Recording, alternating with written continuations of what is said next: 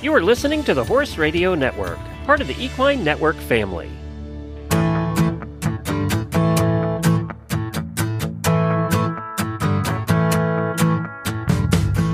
Hello and welcome to this episode of the Disease Du Jour podcast. I'm your host, Carly Sisson, and in this episode I spoke with Dr. Sally DeNotta about equine infectious disease, including new and emerging threats, the impact of climate change on transmission patterns, and more. This episode of Disease Du Jour is brought to you by Bimeda. Dr. DeNotta is board certified by the American College of Veterinary Internal Medicine and is a member of the clinical faculty at the University of Florida College of Veterinary Medicine. She currently serves as the chair of the AAEP Infectious Disease Committee. Originally from the rural Oregon coast, she spent time in private practice in Oregon and Colorado before completing an internal medicine residency and PhD at Cornell University. She joined the UF faculty in 2018, where her clinical interests include equine infectious disease and clinical neurology. When not in the hospital, she is the UF Equine Veterinary Extension Specialist, serving as a liaison between the College of Veterinary Medicine and the Florida horse industry. Thank you, Dr. DeNotta, for joining us today. Hi, Carly. Thanks for having me. I think it's a really important time of year to have this discussion, so I'm really glad that we could make this time. Now that we're approaching vaccine season, what are some of the infectious diseases that veterinarians should be advising their clients to vaccinate their horses against? Yeah, sure. Always a relevant question, especially in the spring, especially if you're in the Southeast like me, where we have all of the arboviruses. But the core vaccines that the AAEP designates are really the ones that people should be probably the most focused on. So those are diseases that have been deemed important based on the relative risk of a horse contracting those diseases should they not be vaccinated, the difficulty avoiding them with measures other than vaccination, and then also the potential morbidity and mortality, meaning how likely is the horse to get the disease and how likely are they to actually succumb to it as a fatal event. And then really the other factor, particularly in diseases like rabies, how much of a risk is it to the humans that might have to handle said horse that could be infected. And as you know, we were just chatting before this call about we just had another case of rabies in horses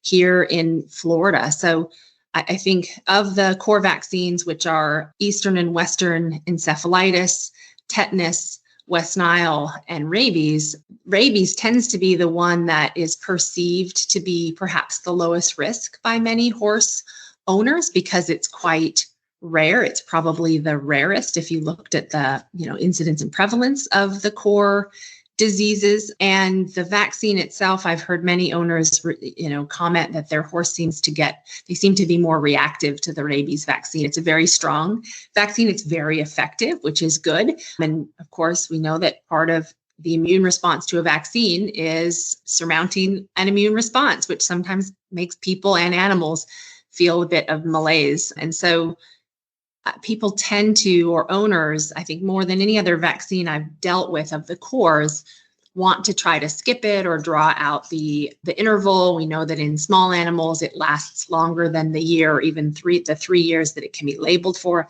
We don't have data to necessarily support that in horses. And so the recommendation remains that horses be vaccinated annually for rabies. And although the incidence is low, the risk is very real. And here in Florida, where horses, because of the weather patterns, are often outside at night, with wildlife being the reservoir for that vaccine, it's a perfect situation for horses to be in increased contact with nocturnal wildlife species that can carry and transmit rabies. And I had a case here in Central Florida, in actually a very well-kept, well-maintained, recently imported horse. It was a real shame. That horse had no lack of health care or lack of care in general, other than it had not received a rabies vaccine, which was a massive oversight that even the veterinarians involved didn't really realize. It was a case where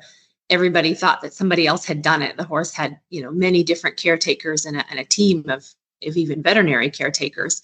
And that horse died of rabies and exposed over 20 people in our neighboring counties here in Central Florida to rabies, which is uniformly fatal if people contract and develop clinical signs. And then just last week, there was a case in South Florida in an unvaccinated horse. And again, this is a really, really preventable disease. So I try to get the message out to owners, stakeholders, and veterinarians alike that not only should we be not skipping or prolonging the interval on the rabies vaccine, but we should be really vigilant about making sure that if someone says, oh, this horse is up to date, that we're actually checking and making sure that that is correct. Because again, the case that I had here a couple years ago, there was nobody that didn't think that horse was vaccinated, and he died. Right. I feel like a lot of times when horses get any sort of vaccines, the owner isn't paying that close attention to what they're actually getting. They're just assuming that their horse has had all their vaccines. So that's such a good point and such a tragic story.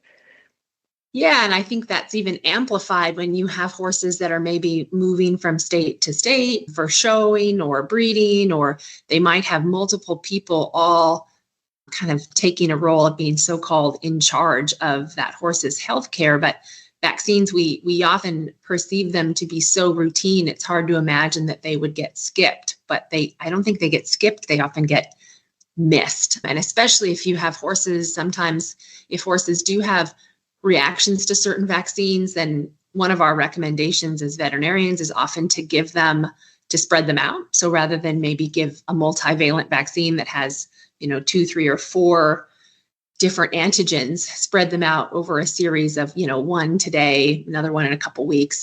And that can be quite effective for those reactive horses, but it also increases the number of times that somebody needs to be checking the box and saying, yes, I actually gave this vaccine today. So that's certainly somewhere where we notice that things get missed. And then barns sometimes have their own protocols where everybody in the barn wants to have, say, rabies in the fall, but the rest of the cores in the spring. And there's nothing wrong with that type of a protocol unless you have 2 horses out of the 30 at the barn that aren't on that protocol. And then you have just these differences in schedules that, again, just leave these spaces for horses to get missed. And then that can be affected regionally as well, of course. So when I was in New York, we didn't really have a lot of mosquito pressure in December or even this time of year in March because it's snow, it's too cold. And so vaccinating twice a year for things like Triple E, sometimes even West Nile, that wasn't necessary. And so it was different, when I came down to Florida, and we can have mosquitoes on Christmas Day if it's warm enough. And those mosquitoes may be carrying arboviruses. I had a Triple E case also in a recently imported horse, sadly, just not this February, but last February. So a little over a year ago, who was showing at the World Equestrian Center, had been imported from Europe about 3.5 weeks prior and became suddenly severely neurologic, went down, and was euthanized overnight from Triple E. Came in completely unvaccinated, albeit not in peak arboviral season, but clearly it happens, and the mosquitoes are here. So making sure that horses are not only vaccinated seasonally when they are, say, coming to the Southeast. We have World Equestrian Center, we have Wellington, we have Palm Beach. I mean, we have some really robust show circuits here in Florida. And a lot of horses are coming across the state line to come and participate in that, which is great. But everybody just needs to really make sure that the horses are really well protected because, gosh, it's a lot of effort, a lot of time, a lot of money, and a lot of emotional sweat that goes into getting horses ready to come down to Florida to show, and to lose them to a totally preventable disease is a tragedy every time. Yeah, and I know a lot of horses come over from Europe too and probably have totally different diseases that they're being vaccinated against just for a couple months during the season. So they do, and there's a really common misconception that I'm hoping we're doing a good job of spreading the word these last couple of years. I'd like to start sounding like a broken record on this topic, and I'm going to until I no longer see imported horses with preventable diseases. But there is a misconception amongst owners, trainers, I think facility owners, and sometimes veterinarians too, that we are importing horses that have been vaccinated for U.S. diseases. I think there's a misconception that maybe that's part of their requirement to leave their home country, which it absolutely is not. A misconception that maybe it's a requirement to enter the U.S., and that is not true either. The USDA, which handles imports, of course, is very concerned with foreign animal diseases, regulatory diseases of concern, but really they are not in the business of monitoring or preventing diseases that are endemic here. So certainly, things not at least, I should rephrase that. They are inspecting horses for signs of diseases. So if your horse comes over and has signs of a fever or a viral disease or signs of, say, strangles while in import, then certainly the USDA is going to take action, and those veterinarians are going to make sure that that horse doesn't come in and transmit that disease further in this country. But as far as making sure that it's protected against, say, triple E when it goes to show in Florida, that is really not in the purview of the USDA. They have enough things to do trying to keep glanders out and other bad diseases. And so we have been really active in the AAEP on the Infectious Disease Committee and trying to get not only the word out to people, but we've created an infographic that I believe is probably within the next month or so going to be added to all of the information that goes out with every imported horse. And it's just a nice flyer that will go to presumably owners, brokers, whoever's receiving the horse from the USDA import, as just a reminder to say, hey, your horse has had a lot of checks and has made it through quarantine with the USDA and is now in the US and is likely completely and totally unprotected for diseases in your area. So get him vaccinated right now, right away, because certainly this really hits home and this happened to me with the horse that was showing and then got triple E a couple Februaries ago, when I have to, talk to that owner on the phone. And she said, so let me just get this straight. I just spent my life savings to import my dream horse from Europe, and he just died because of a $50 vaccine that he didn't get. And that's hard. Yeah. That's really hard. I know, it's such preventable tragedies, but it's great that the AAP is helping to do some more education on that front. We're trying. Today's episode of the Disease Du Jour podcast is brought to you by Bimeda Equine. Bimeda might be the biggest animal health company you've never heard of until now. Bimeda's products have been trusted by veterinarians and owners since the 1960s, when their Irish roots began. Bimeda is one of the largest producers of dewormers like Equimax, Bimectin, and Exodus. World-renowned equine athletes also rely on polyglycan, a patented formula that replaces lost or damaged synovial fluid, and Confidence EQ pheromone gel, which reduces and prevents equine stress. Consult your vet and visit BimedaUS.com to see where to buy.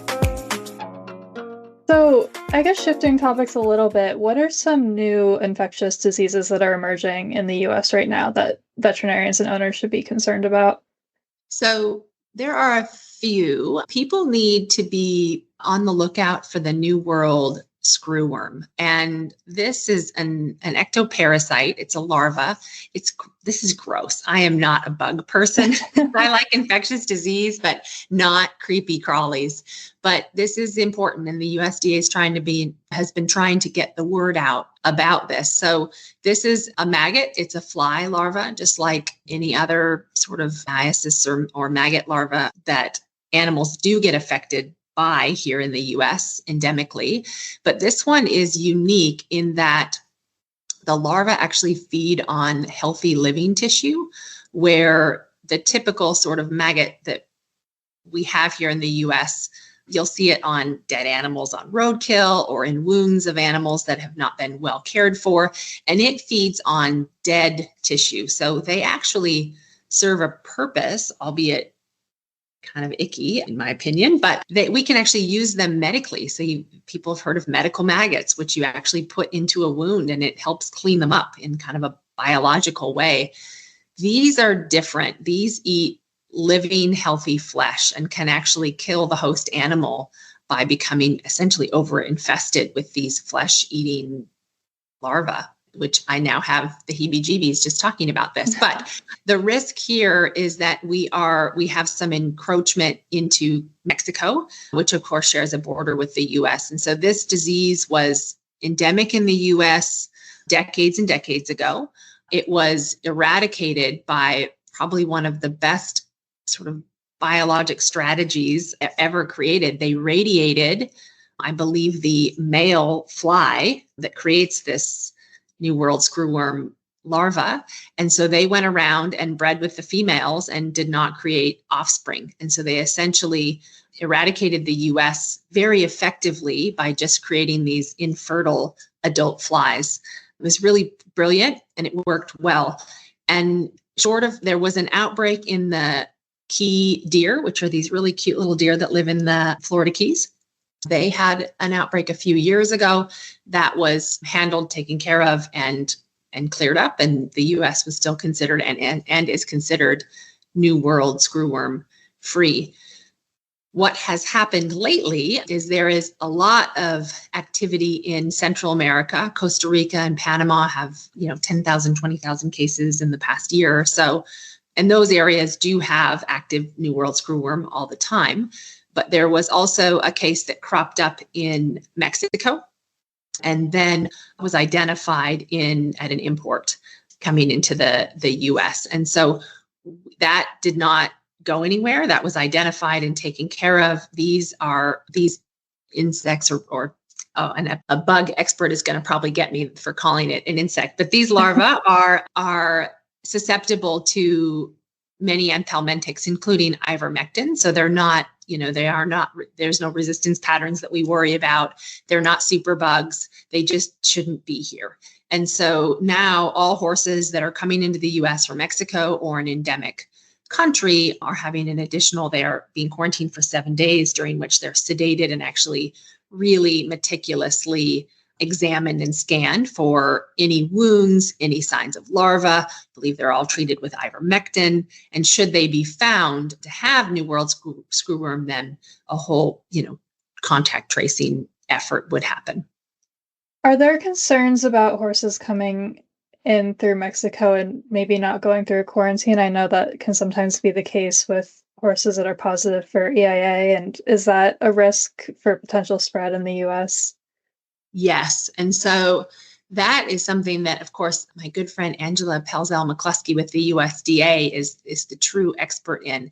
There are certain diseases that are endemic in, of course, certain countries and not others. And so sometimes these horses, and what you're probably alluding to is horses coming from either Europe or Mexico, are trying to get around quarantine protocol and testing for specific diseases by going to the other continent and then coming in that way. And so that's just something that I think as a receiving veterinarian, and yes, to your point, pyroplasmosis, contagious equine metritis, there are several diseases that are being circumnavigated in that way.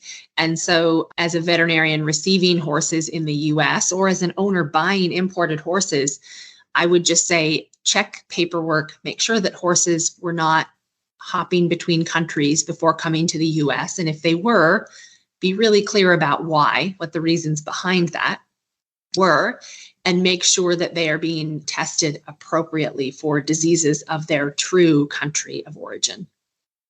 Yeah, great tip there. I'd love to talk now a little bit about how climate change and natural disasters are affecting patterns of infectious diseases and risk factors, and how veterinarians should be preparing for that as we move forward.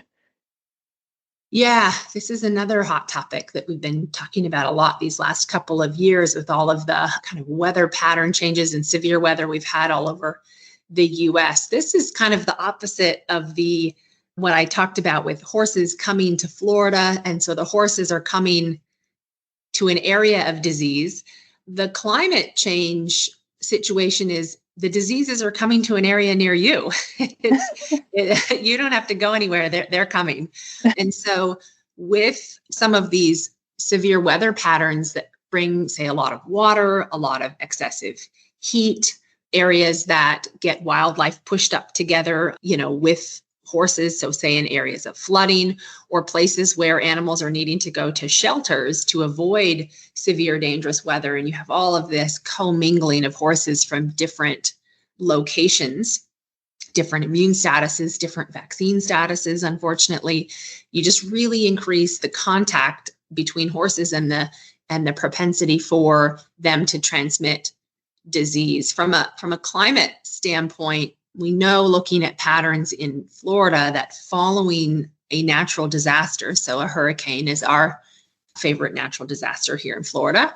And so following a hurricane, we have these really hot, humid conditions. We've got lots and lots of standing water, and that's a perfect environment for mosquitoes to have a big bloom, of course. And so we see an uptick in Triple E and West Nile in the wake of a hurricane or a flooding event. And as weather patterns are getting more severe and unpredictable, Florida no longer has the monopoly on weather patterns that bring a lot of rain and hurricanes. Certainly, we have massive flooding happening right now in the Midwest and all the way up to the Northeast sometimes. And so some of these diseases that perhaps were not in those regions or had very much smaller seasonality. So we know that Triple E and West Nile can happen anywhere in the country. Triple E used to be more of a southeastern disease, but now has a strong epicenter up in the Great Lakes region and actually has more human cases than even in the Southeast in these last few years. And so I think being, as a veterinarian, I would say just be aware that diseases that maybe 10 years ago weren't really on your radar, you've got to keep an eye out. And we know that the ticks from the Northeast, that many are co-infected with Anaplasma and Borrelia, which is the carrier of Lyme disease, the cause of Lyme disease. Those population of ticks are actually what's the word I'm thinking of? Their distribution, their geographic distribution is expanding out of the Northeast and moving south. And that's happening with more than one, not just the tick-borne diseases, but more than one disease where, again, just problems that when you're used to practicing in your area, I think as a vet, you get pretty comfortable with diseases that you're going to see commonly that are maybe regional, and diseases that you think, well, gosh, I'm glad I don't have to deal with that because that's a problem for that other region. And we just need to be a little bit more holistic, I think, recognizing that these diseases are spreading and there's more and more overlap. Yeah, so true. I know where I live in Vermont, last summer, we actually were getting warnings from the state to stay inside during evening hours because of Triple E cases. And I've never experienced that before. So that was totally new pattern, but it's scary. Yeah. And areas that weren't really considered that conducive to mosquito life, before, places that were too dry, too arid. We're getting, I know Dr. Pelzel-McCluskey has talked about some cases of Triple E that are really far west for, the typical range for that disease. And then certainly it's not just that an exotic disease is going to move into your area. If you're having a weather pattern, whether it be, let's talk about fires, right? That's kind of a weather pattern. It's certainly precipitated or spread or made worse by windy weather. California has experienced that. So now you have all these horses that are getting moved to areas either endemic to other diseases if they go a far way away, or even if they're just sheltering in nearby counties to escape active wildfires. Now maybe you have 1,000 horses all in probably suboptimal conditions, right? Because you're trying to do this quickly. And so horses are mingling, it's dusty, there's nose to nose contact. Maybe they're sharing water sources, which is, a huge risk factor for spreading strangles. And all you need is a couple horses in that, or one horse in that group that's a chronic carrier for strangles, has chondroids infected with strep equi in their guttural pouches, and now you have an outbreak of strangles. And so things like that can happen very quickly. Influenza, same thing, really infective, really infectious in unprotected, susceptible populations. And then you add stress and travel to that, and you just have this perfect storm. And there was a probably the best example of this was there were some BLM horses probably 2 or 3 years ago now that I believe they lost over 100 horses. They developed fatal respiratory disease. And that was, for a while, it was thought that maybe this was some exotic new infectious disease that was coming through. It hadn't really been observed to have that many horses just die like that so quickly. And they came back positive for influenza. And so then, of course, everybody thought, oh, is this new influenza? Is this a superbug influenza? And no, it sure wasn't. It was just garden variety flu. But this was a group of horses that had been, particularly high anxiety. They'd been moved from one corral to the next and been noted to be really just not as calm. So they had higher stress level, which we know is not good for the immune system. Because of it, they had not been vaccinated for influenza. And this had also been a group that probably contributing to their anxiety level was they had been heavily affected by the forest fires in Colorado that year. Oh, right. And so in the end, through epidemiological investigation, they determined that these horses had essentially it was multifactorial, but they had probably smoke inhalation lung injury, high chronic stress of transport and environmental stress, and then we're just exquisitely susceptible to influenza and just really didn't have anything to fight it off. Right. Yeah, the perfect storm. You don't really think of influenza being a fatal disease most of the time. But that makes sense, compounded with the other factors.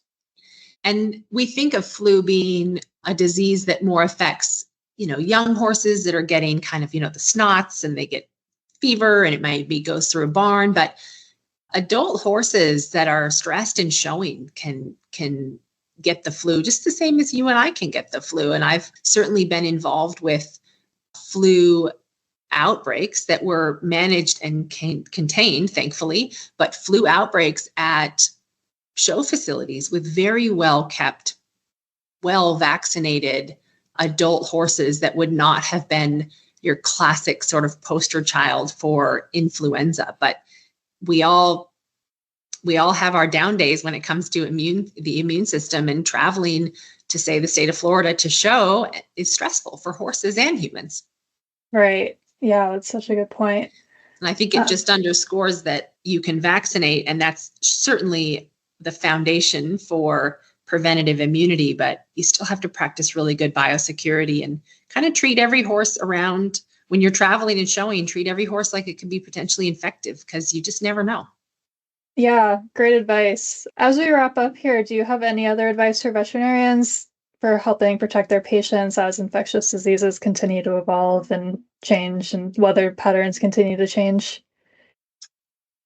No, I would say just try to clue into anything AAEP is putting out about sort of infectious disease updates. I think it's a great source of information. We try to put webinars on at least once a year and bring in the experts from the various parts of the country. I always learn a lot. And so I hope the audience does too, from the people we bring in to talk. And then the EDCC, if veterinarians are not subscribing to those alerts yet, please do join up. They're really great for kind of letting you know what is happening in your area so you can inform your barn owners and your clients.